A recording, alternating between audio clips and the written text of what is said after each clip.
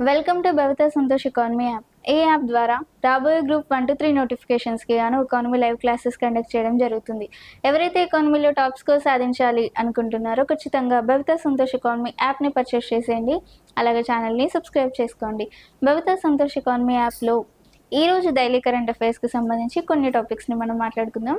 దాంట్లో first topic పొగాకు సాగులో దేశంలో 2వ స్థానంలో ఆంధ్రప్రదేశ్. మరి పొగాకు సాగు విషయంలో ఆంధ్రప్రదేశ్ అనేది 2వ స్థానంలో నిలిచింది అంట. మరి పొగాకుకి సంబంధించి జాతీయ సగటు దిగుబడి ఎంత అంటే 2.11 టన్నులు.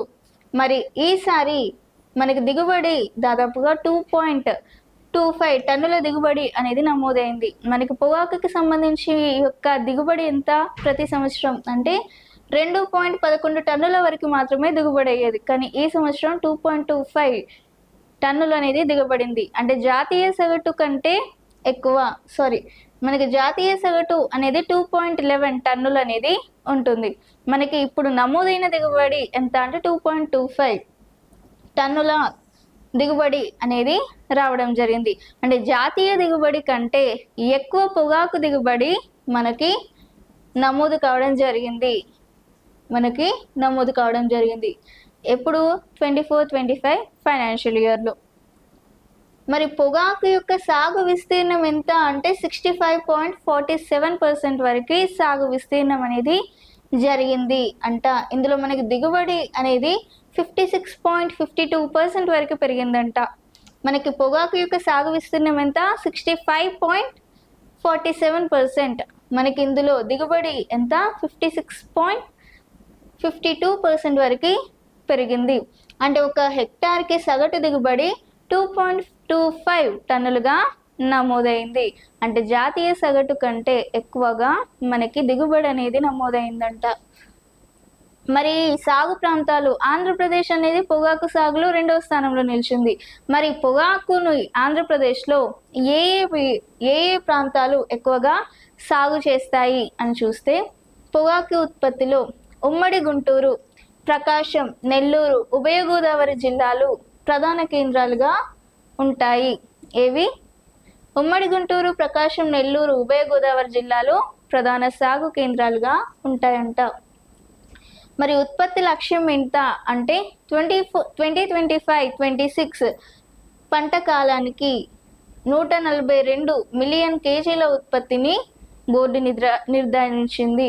మరి 24-25-26 మనం దేని గురించి మాట్లాడుతున్నాం? 24-25 ఫైనాన్షియల్ ఇయర్కి సంబంధించి క్యాలిక్యులేషన్స్ని మాట్లాడుకున్నాం. మరి మనకి 25-26 ఆర్థిక సంవత్సరంలో 142 మిలియన్ కేజీల ఉత్పత్తిని బోర్డు నిర్ధారించింది. ఎంత? 142 కేజీల ఉత్పత్తిని నిర్ధారించింది బోర్డు. అంటే 142 కేజీల ఉత్పత్తి లక్ష్యం అని చెప్పొచ్చు. So tobacco production and cultivation area in 24-25, the area is 65.47%. The area of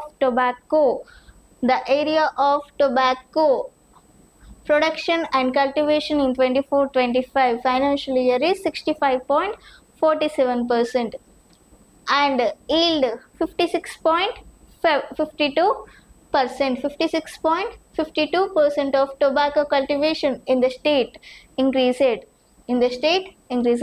So in this case, the higher than the national yield value is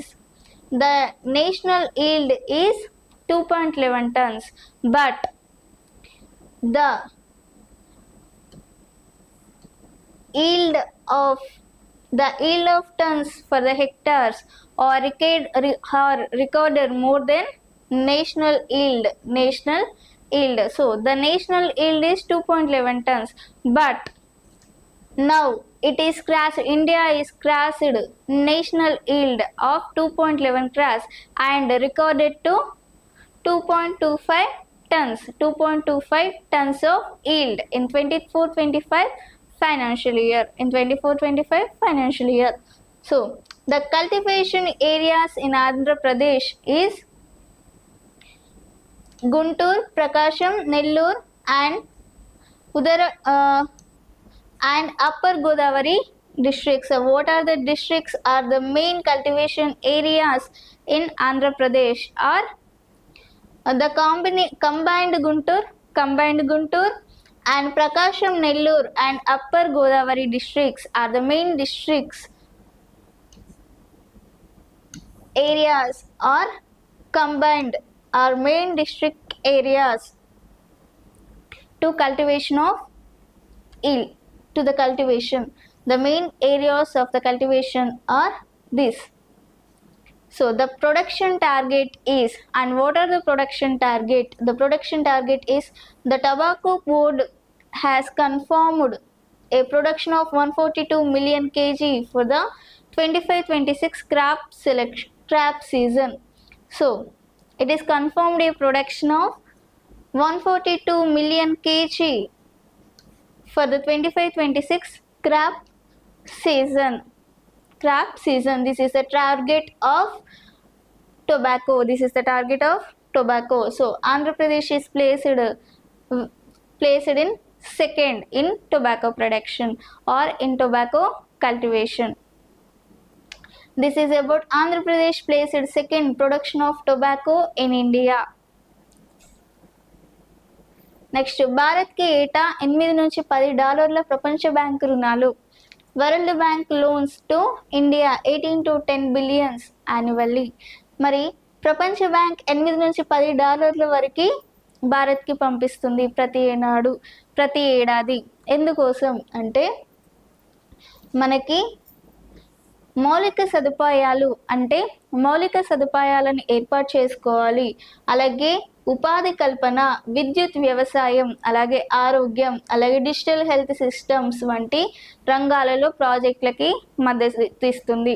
అంటే భారత్లో ఏవైతే రంగాలు ఉన్నాయో ఆ రంగాలను అభివృద్ధి చేయాలి అన్న ఉద్దేశంతో మనకి భారత్కి ఏటా $8-10 వరకు ప్రపంచ బ్యాంక్ ఇండియాకి రుణాలు ఇస్తుందంట. అంటే మరి గత ఏడాదితో పోలిస్తే $2-3 అధికంగా ఈసారి ఇవ్వడం జరిగింది. $2-3 బిలియన్ గత ఏడాదితో పోలిస్తే అధికంగా ఇవ్వడం జరిగిందంట. మరి ఎందుకోసం భారత్కి ప్రపంచ బ్యాంక్ ఇలా $1 బిలియన్ రుణాలని పంపిస్తుంది అంటే మనకి ఇండియాలో ఏవైతే సెక్టార్స్ అనేవి డెవలప్మెంట్లో లేవో ఆ డెవలప్మెంట్స్ చేసుకోవడానికి, అలాగే ఉద్యోగాలను కల్పించడానికి, విద్య, వైద్యం, ఆరోగ్యం, అలాగే మనకి ఇంకా ఇన్ఫ్రాస్ట్రక్చర్స్ ఏవైతే ఉన్నాయో వాటిని ప్రాజెక్టులని అభివృద్ధి చేసే ఉద్దేశంతో, అలాగే 2047 నాటికి భారత్ని అభివృద్ధి చెందిన దేశంగా మార్చాలి, అలాగే వేగవంతమైన వృద్ధికి ఇది సహాయపడుతుంది అనే ఉద్దేశంతో ప్రపంచ బ్యాంక్ భారత్కి రుణాలను అందిస్తుంది. అంటే మేక్ ఇన్ ఇండియాలో భాగంగా 2047 నాటికి భారత్ని అభివృద్ధి చెందిన దేశంగా మార్చాలి అన్న ఉద్దేశంతో. అండ్ ఇది వికసిత్ భారత్ లక్ష్యంగా అని కూడా చెప్పుకోవచ్చు. 2047 నాటికి భారత్ని అభివృద్ధి చెందుతున్న దేశంగా మార్చాలనేది ముఖ్య ఉద్దేశం అంతే. So the World Bank has agreed to provide India with 8 to 10 billions annually for the next 5 years. So the agreement is intended to promote the infrastructure, job creation, climate resilience, and private investments as a part of the country's vision of a development in India. So the main purpose of these loans to India is given by World Bank is to develop infrastructures and health, education and employments in India. So this is the main purpose World Bank given loans to India. So compared to previous year, 2 to 3 billions were increases. So in this case, this loans supposed to projects key sectors such as infrastructures, powers, agriculture, health and digital health systems and etc. So the purpose of this World Bank's loans to India is, the purpose of this is to, this will help in achieving the goal of making in India. This is the goal of achieving make in India a developed country by 2047, by 2047. And this is about World Bank loans to India, World Bank loans to India. Next, record స్థాయికి Bharat China వాణిజ్యం. Bharat China వాణిజ్యం అనేది record స్థాయికి చేరిందంట. మరి దీనికి సంబంధించిన సమాచారాన్ని మనకు ఎవరిచ్చారు అంటే, మనకి అక్కడి దేశ దౌత్యవేత్త అయిన జూ పియాంగో అనే వ్యక్తి, అక్కడ దేశ దౌత్యవేత్త ఎవరు, జూ పియాంగో అనే వ్యక్తి మనకి భారత్ చైనా వాణిజ్యం అనేది రికార్డు స్థాయికి పెరిగింది అనే సమాచారాన్ని ఇవ్వడం జరిగింది. దాదాపుగా 12% పెరుగుదల కనిపించింది అని వివరించారు. మరి ఇందులో బ్రిక్స్ సదస్సుకు భారతదేశం, ఇందులో చైనా వారు ఏ విధమైన సమాచారాన్ని ఇస్తున్నారు అంటే, మనకు బ్రిక్స్ దేశానికి భారతదేశం ఆతిథ్యం ఇస్తుంది అనేది తెలుసు. మనకి రీసెంట్ టైమ్స్లో బ్రిక్స్ దేశానికి అధ్యక్షతన బాధ్యతను ఎవరు తీసుకున్నారు అంటే, భారతదేశం తీసుకుంది. అంటే బ్రిక్స్ ఏదైనా సదస్సులు నిర్వహిస్తున్నప్పుడు దానికి అధ్యక్ష బాధ్యతలను ఎవరు స్వీకరిస్తారు అంటే, భారతదేశం స్వీకరిస్తుంది. మరి బ్రిక్స్ సదస్సులు జరిగినప్పుడు భారతదేశం ఆతిథ్యం స్వీకరిస్తున్నప్పుడు ఆ ఆతిథ్యంలో వారు కూడా ఆ ఆతిథ్యానికి మద్దతు ఇస్తున్నాము అంటూ చైనా వారు వివరిస్తున్నారు. మీరు ఆతిథ్యం ఇస్తున్నారు, మీ ఆతిథ్యానికి మేము కూడా మద్దతు ఇస్తున్నాం అంటూ వివరించారు. అలాగే గ్లోబల్ సౌత్ అభివృద్ధిని ముందుకు తీసుకెళ్లడానికి భారత్తో కలిసి పనిచేస్తున్నామంటూ వివరించారు. అంటే గ్లోబల్ సౌత్ అభివృద్ధి ఏదైతే జరుగుతుందో ఆ అభివృద్ధిలో భాగంగా మేము కూడా ఇండియాతో పాటు కలిసి పనిచేస్తాం అని చెప్పి చైనా వారు వివరిస్తున్నారు. సో దీంతో మనకి తెలిసిపోతుంది భారత్ చైనా వాణిజ్యం అనేది రికార్డ్ స్థాయికి ఎంతవరకు పెరిగిందో తెలుసుకోవచ్చు. అంటే బ్రిక్స్ సమావేశానికి మద్దతు ఇస్తున్నారు, అలాగే మనకి గ్లోబల్ సౌత్ అభివృద్ధిలో కూడా మద్దతు ఇస్తున్నాము అంటూ చైనా వారు ప్రకటించడం జరిగింది. So trade between India and China has reached A record at 12%, reached a record high compared to the past. There has been 12% increases too. So Bharat-China trade is in record level. So it was recorded and increased to 12%. It is increased to 12%. And this information is given by Zhu Piango. Information is given by who's? Zhu Piango. He said that China is Zhu Piango was said that China is always ready to support India. Presidency of BRICS summit. He said that it is committed to working with India to advance and development of a global south. So Zhu Piango was said that China is always ready to support India. Always ready to support in India. In which areas? So in BRICS summits and also in development of global south. In development of global south and also in BRICS summit, China is always helps to India. It is said by Zhu Piango. This is Bharat-China trade record in level, or Bharat-China trade in record level. Next, Manipur నూతన ముఖ్యమంత్రిగా KM Singh. Manipur యొక్క నూతన ముఖ్యమంత్రిగా ఎవరిని నియమించారు అంటే, KM Singh ముఖ్యమంత్రిగా ప్రమాణ స్వీకారం చేయడం జరిగింది. ఎవరు? కేఎం సింగ్. మరి ఏ రోజున ప్రమాణ స్వీకారం చేశారు అంటే 2026 ఫిబ్రవరి 4 నాడు కేఎం సింగ్ మణిపూర్ యొక్క నూతన ముఖ్యమంత్రిగా ప్రమాణ స్వీకారం చేశారు. మరి అంతకుముందు మనకి 2025 ఫిబ్రవరిలో మాజీ ముఖ్యమంత్రి ఎవరైతే ఉన్నారో ఆ మాజీ ముఖ్యమంత్రి ఈ మణిపూర్ ముఖ్యమంత్రి పదవికి రాజీనామా చేయడం జరిగింది. మరియు 2025 ఫిబ్రవరి నుంచి ఇప్పుడు 2026 ఫిబ్రవరి వరకు మణిపూర్లో రాష్ట్రపతి పాలన అనేది జరుగుతుంది. మరి ఆ రాష్ట్రపతి పాలన ముగించుకొని 2026 ఫిబ్రవరి 4th నాడు 2026 ఫిబ్రవరి 4th నాడు ఈ ఖేమ్చంద్ సింగ్ మణిపూర్కి నూతన ముఖ్యమంత్రిగా నియామకం కావడంతో రాష్ట్రపతి పాలన అనేది మణిపూర్లో ముగియడం జరిగింది. మరి ఈయన లోక్ భవన్లో జరిగిన కార్యక్రమంలో మణిపూర్ గవర్నర్ అయిన అజయ్ కుమార్ భల్లాతో ప్రమాణ స్వీకారం చేయించడం జరిగింది. ఎవరితో ప్రమాణ స్వీకారం చేశారు? మణిపూర్ గవర్నర్ అజయ్ కుమార్ భల్లాతో ప్రమాణ స్వీకారం చేయించడం జరిగింది. దాని కారణంగా ఈయన 2026 ఫిబ్రవరి 4th నాడు ఏమయ్యారు? మణిపూర్ నూతన ముఖ్యమంత్రిగా కావడం జరిగింది. So, senior BJP leader Khemchand Singh was sworn in as a new chief minister to Manipur. Khemchand Singh is become the new chief minister to Manipur on 4th February 2026. 4th February 2026. So, in this case, Governor Ajay Kumar Bhalla administered the oath of office to Singh at Lok Bhavan Lok Bhavan. So, and this is about Manipur. Khemchand Singh as new chief minister to Manipur.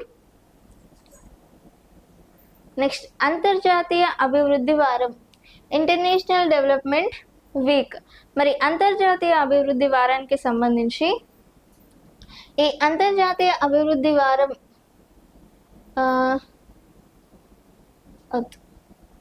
Next పెన్నయార్ నది నీటి ఒప్పందం. మరి పెన్నయార్ నది నీటి వివాదం, పెన్నయార్ నది నీటి వివాదం. మరి పెన్నయార్ నది నీటి వివాదం అంటే ఏంటి అంటే, ఇది కర్ణాటక తమిళనాడు రాష్ట్రాల మధ్యలో ఉన్న ఒక పెన్నయార్ నది నీటి ప్రవాహం. మరి ఈ పెన్నయార్ నది నీటి ప్రవాహం అనేది తమిళనాడు మరియు కర్ణాటక ఇరు రాష్ట్రాల మధ్య ఉన్న ఒక నది వ్యవస్థ. మరి ఈ నది పైన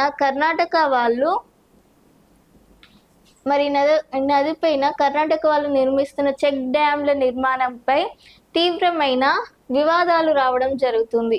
మరి తీవ్రమైన వివాదాలు అంటే కర్ణాటక వాళ్ళు ఈ నదిపై చెక్ డ్యాంలు నిర్మించవద్దు అని చెప్పి తమిళనాడు వాళ్ళు అనేకమైన గొడవలని తీసుకురావడం జరుగుతుంది. మరి అనేకమైన గొడవలు తీసుకొస్తున్నప్పుడు వీరి మధ్య ఒక ఒప్పందం కుదుర్చుకుందాము అని చెప్పి చర్చలకు దిగడం జరిగింది. మరి ఆ చర్చలు విఫలం కావడం జరిగింది. మరి ఎప్పుడైతే ఆ చర్చలు కర్ణాటక తమిళనాడు మధ్య ఈ నది ఒప్పందంపై చర్చలు చేసుకున్నారో, చర్చలు విఫలం కావడంతో వీరి యొక్క సమస్యలు ఏవైతే ఉన్నాయో అవి కోర్టుకి ఎక్కడం జరిగింది, సుప్రీంకోర్టుకి వెళ్ళడం జరిగింది. మరి సుప్రీంకోర్టులో 2018 నుంచి సుప్రీంకోర్టులో కేసు అనేది నడుస్తుంది. దేనిపైన? ఈ పెన్నయార్ నది నీటి వివాదాలకు సంబంధించి 2018 నుంచే సుప్రీంకోర్టులో కేసు అనేది నడుస్తుంది. మరి ఈ కేసులో సుప్రీంకోర్టు ఎలాంటి తగాదాలు తీర్చలేక ఒక నదీ జల వివాదాల చట్టం 1956 ప్రకారం ఒక ట్రిబ్యునల్ని ఏర్పాటు చేయాలని కేంద్రానికి స్పష్టం చేసింది. దేని ప్రకారం? 1956 నదీ జలాల ఒప్పందం ప్రకారం ఒక ట్రిబ్యునల్ని ఏర్పాటు చేయాలి అని చెప్పి కేంద్రానికి సిఫార్సు చేసింది. ఎందుకోసం? ఈ పెన్నయార్ నది నీటి ఒప్పందం ఏదైతే నీటి గొడవలు ఏదైతే ఉందో వాటిని తగ్గించలేక ఒక ట్రిబ్యునల్ని ఏర్పాటు చేయాలి అని చెప్పి సుప్రీంకోర్టు అనేది తీర్పు ఇవ్వడం జరిగింది. ఈ నది ఏదైతే ఉందో ఈ తమిళనాడులోని పలు ప్రాంతాల్లోని వ్యవసాయం, తాగునీటి అవసరాలకి ఎంతగానో ఉపయోగపడే నది అని చెప్పుకోవచ్చు. ఈ ట్రిబ్యునల్ ఏర్పాటుతో పెన్నయార్ జలాల పంపకంపై ఉన్న దీర్ఘకాలిక వివాదానికి పరిష్కారం అనేది దొరుకుతుందంట. ఇది దీర్ఘకాలికంగా వివాదాలుగా జరుగుతుంది. అంటే 2018లో వేసిన కేసుకి ఇప్పుడు ట్రిబ్యునల్ని ఏర్పాటు చేయనున్నారు. There is a serious dispute between state of Karnataka and Tamil Nadu over a distribution of Pennayaru river waters. A distribution of Pennayar river water in Tamil Nadu in Karnataka. In Karnataka, it is a serious dispute between both states. So in this case, the Pennayar river originates in Nandan. So Karnataka flows through Tamil Nadu and employs into the Bay of Bengal. So the issue has been pending in the Supreme Court since 2018. So this Pennayar Nadi dispute was since pending in a Supreme Court since 2018. In February 2026, the Supreme Court directed the central government to constitute a tribunal with a month to resolve it. So Supreme Court given a verdict that to establish a tribunal on River Water Act or River Water Act 1954 on Pennayar river water dispute. So in this case, we were resolve it. So this is about Pennayar river water dispute. So the central government constitute a tribunal with a month to resolve it. So they want Supreme Court will establish a tribunal on this Pennayar water dispute. So in this case, Supreme Court resolved on it. This is about Pennayar river water dispute. Hydrogen ఆధారిత bus నడుస్తున్న తొలి భారతీయ విమానాశ్రయం. మనకి hydrogen ఆధారిత బస్ని నడిపిస్తున్న తొలి భారతీయ విమానాశ్రయం. మరి ఈ తొలి భారతీయ విమానాశ్రయం అనేది ఎక్కడుంది అంటే మనకి కొచ్చిన్లో ఉంది. కొచ్చిన్ అనేది ఎక్కడుంది? కేరళలోని కొచ్చిన్లో మొట్టమొదటిగా హైడ్రోజన్ ఆధారిత బస్సులని నడిపిస్తున్నారు.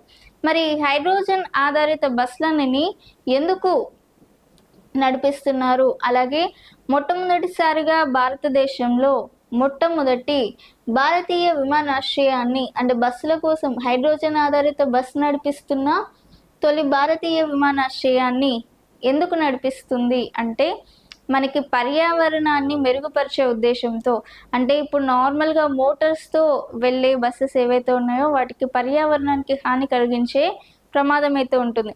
ఆ పర్యావరణానికి జరిగే హానిని తగ్గించే ఉద్దేశంతో ఈ హైడ్రోజన్ బస్ని నడిపిస్తున్న తొలి భారతీయ విమానాశ్రయాన్ని ఏర్పాటు చేశారు. అంటే భారతీయ తొలి విమానాశ్రయం ఏదైతే ఉందో ఇందులో బస్లో కూడా అవి ఈ హైడ్రోజన్ బస్సెస్ ఏవైతే ఉన్నాయో అవి విమానాశ్రయంలో ఉండగలుగుతుంది.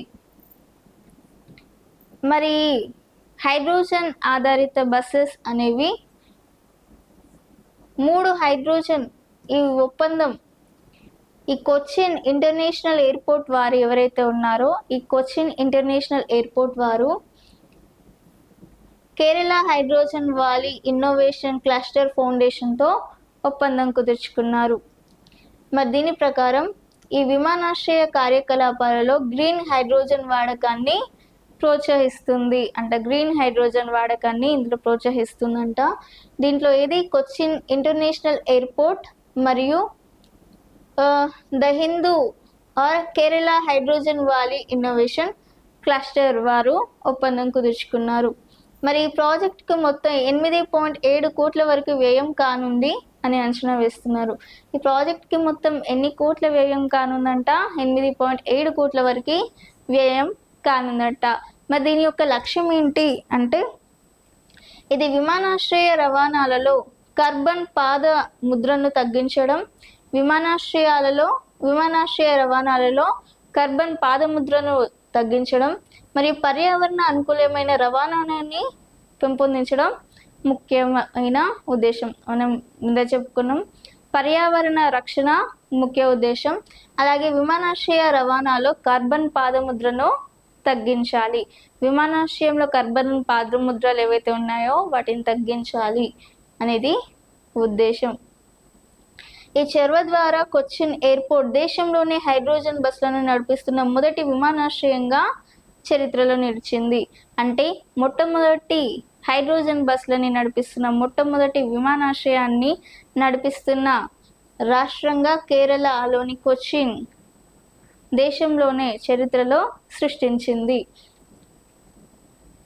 So India first airport to operate hydrogen based buses. So and Cochin International Airport is said to become the first airport in India to introduce hydrogen powered buses for passenger transport. So according to a report by the Hindu, CIL has signed an agreement with the Kerala Hydrogen Valley Innovation. So Cochin International Airport has signed an agreement with Kerala Hydrogen Valley Innovation Cluster. So under this agreement, 3 hydrogen fuel cell electric buses will introduce it to Cochin Airport. The total cost of this project will be estimated to 8.7 crores. The total cost of these 3 buses are estimated to 8.7 crores. So it aims to reduce the carbon footprint of airport transportation and also promote environmental friendly transportation and also to reduce carbon footprints of aeroplanes or airport transformations, to reduce footprint of airport transformation and also promote environmental friendly transportation of these hydrogen buses is main aim. It is the main aim of Cochin. India's first airport to operate hydrogen based buses by Cochin.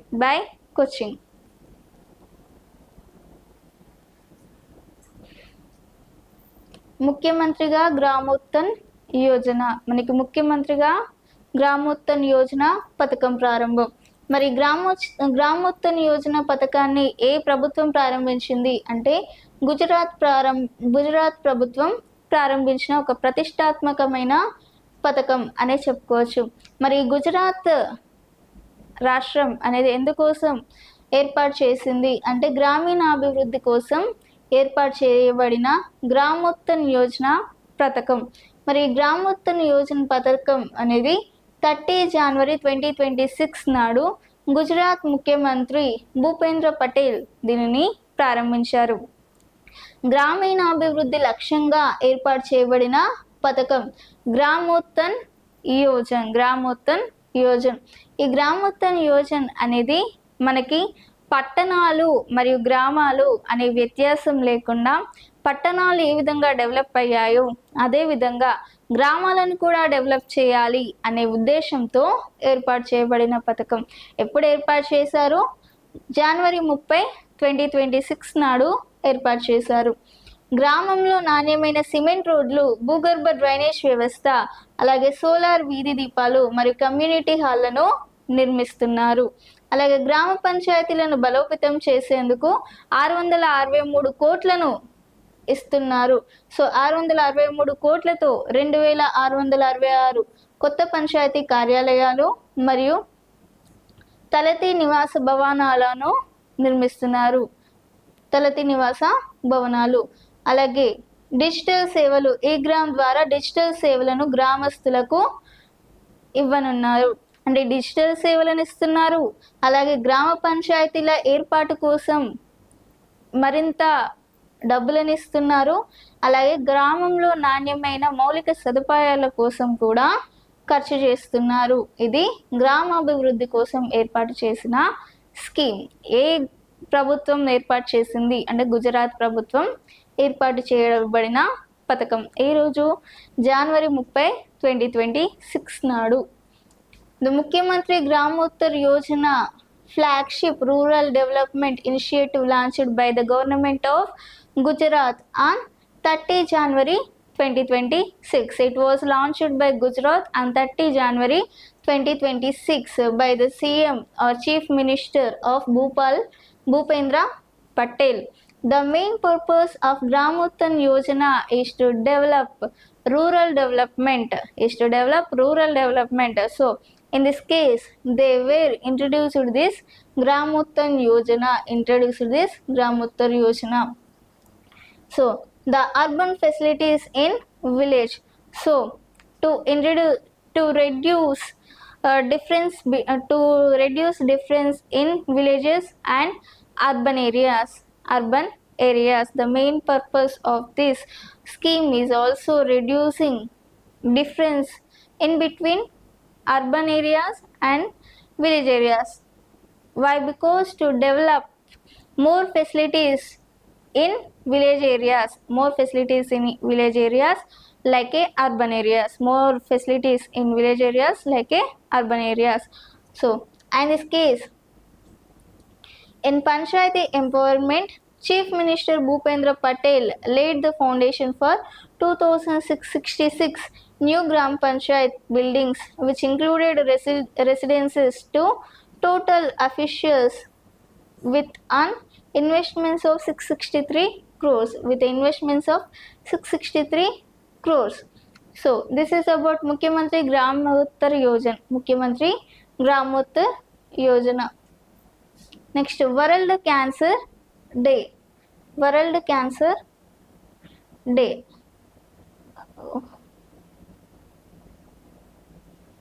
Cancer Day 2026. మరి ప్రపంచ cancer దినోత్సవం అనేది ఎందుకు జరుపుకుంటామంటే cancer గురించి అవగాహనను పెంపొందించే ఉద్దేశంతో, అంటే క్యాన్సర్ గురించి ప్రజల్లో అవగాహన తీసుకురావాలి, వాటికి చికిత్స ఉంటుందని, అలాగే వాటికి నివారణ ఉంటుంది అని చెప్పి ప్రజలకు అవగాహన చెప్పించాలి అన్న ఉద్దేశంతో వరల్డ్ క్యాన్సర్ డేని నిర్వహించుకుంటారు. మరి ఈ వరల్డ్ క్యాన్సర్ డేని ఎప్పటి నుంచి నిర్వహిస్తున్నారు అంటే 2003 నుండి ఈ వరల్డ్ క్యాన్సర్ డేని నిర్వహిస్తారు. మరి వరల్డ్ క్యాన్సర్ డే ఏ రోజున జరుపుకుంటారు అంటే ఫిబ్రవరి 4th నాడు జరుపుకుంటారు. ఏ రోజున? ఫిబ్రవరి 4th నాడు జరుపుకుంటారు.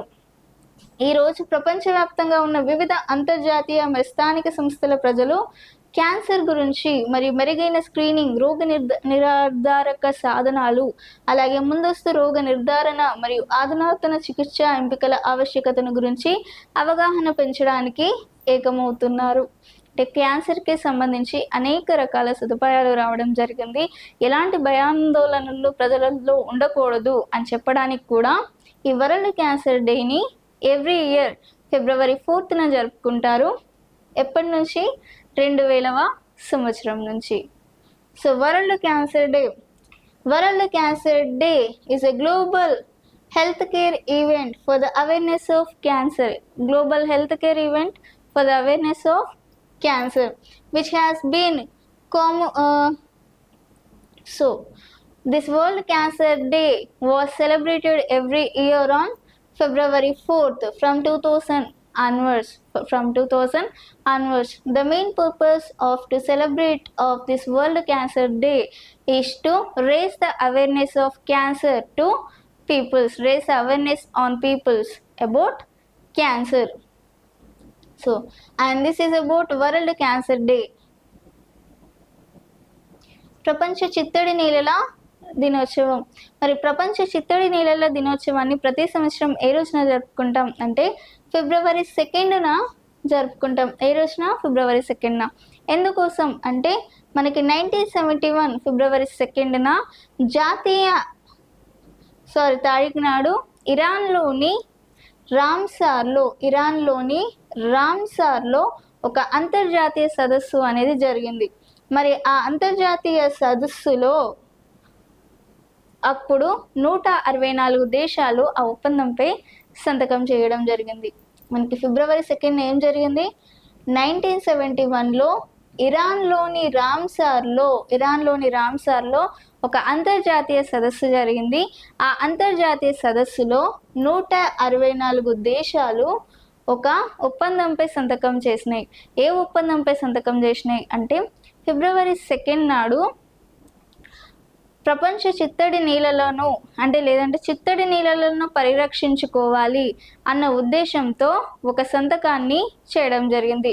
అంటే చిత్తడి నీళ్ళలను పరిరక్షించడానికి ఒక రోజు ఉండాలి, ప్రతి సంవత్సరం ఫిబ్రవరి 2 నాడు చిత్తడి నీళ్ళల దినోత్సవాన్ని జరుపుకోవాలి, అలాగే చిత్తడి నీళ్ళలను పరిరక్షించుకోవాలి అన్న ఉద్దేశంతో వారు ఒక ఒప్పందాన్ని కుదుర్చుకున్నారు. దానిలో భాగంగా 164 దేశాలు ఆ ఒప్పందంపై సంతకం చేశాయి. అందులో ఇండియా కూడా ఒకటి అని చెప్పొచ్చు. మరి అప్పటి నుంచి అంటే ఇప్పుడు 1971 నుంచి మనం ప్రతి సంవత్సరం ఫిబ్రవరి 2 నాడు ప్రపంచ చిత్తడి నీళ్ళల సంరక్షణ దినోత్సవాన్ని జరుపుకుంటాము. ఎందుకంటే చిత్తడి నీళ్ళలను పరిరక్షించుకోవడానికి అని చెప్పుకోవచ్చు. మరి ఫిబ్రవరి 2 అంతర్జాతీయ ప్రపంచ చిత్తడి నీళ్ళల దినోత్సవం సందర్భంగా మనకి ఇంకో 2 చిత్తడి నీళ్ళలు మనకి భారతదేశంలో జాయిన్ కావడం జరిగింది.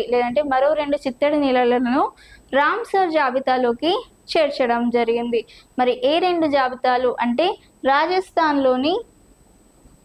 రాజస్థాన్లోని 2 చిత్తడి నీళ్ళలను మనకి రామ్సర్ జాబితాలోకి చేర్చడం జరిగింది. మరి రాజస్థాన్లోని 2 చిత్తడి నీళ్ళలను మనకి రామ్సర్ జాబితాలోకి చేర్చడంతో మనకి చిత్తడి నీళ్ళల సంఖ్య అనేది 91కి చేరింది. భారత్లో చిత్తడి నీళ్ళల సంఖ్య అనేది ఎక్కడికి చేరింది? 91కి చేరింది. ఎప్పుడు రాజస్థాన్లోని 2 చిత్తడి నీళ్ళలను ఎప్పుడైతే రామ్సర్ జాబితాలోకి చేర్చారో అప్పుడు భారత చిత్తడి నీళ్ళల సంఖ్య అనేది 91కి పెరిగింది. So world wetlands day Feb 2. So World Wetlands Day was celebrated every year on February 2nd. Every year on February 2nd. Why? Because in 1971 in Iran, in Ramsar conducted a event. The event is an international event. So in this event, 164 countries were signed an agreement. And what are the agreement? The agreement is to protection of wetlands.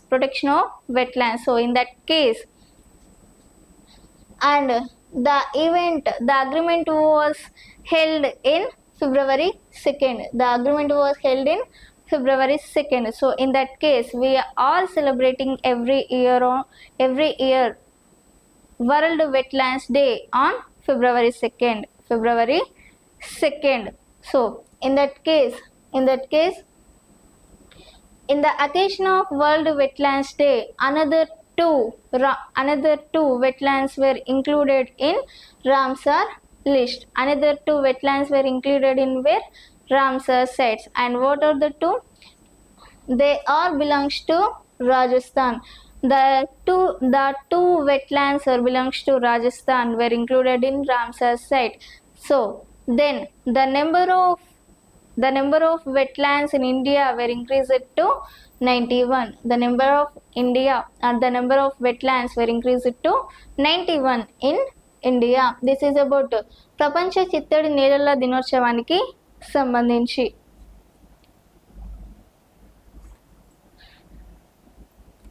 మరి ఇది ఈరోజు daily current అఫైర్స్కి సంబంధించి. మీకు ఇలాంటి topics ఇంకా కావాలి అనుకుంటే ఖచ్చితంగా భవిత సంతోష్ ఎకానమీ యాప్ని పర్చేస్ చేసేయండి. అలాగే ఛానల్ని సబ్స్క్రైబ్ చేసుకోండి. Thank you.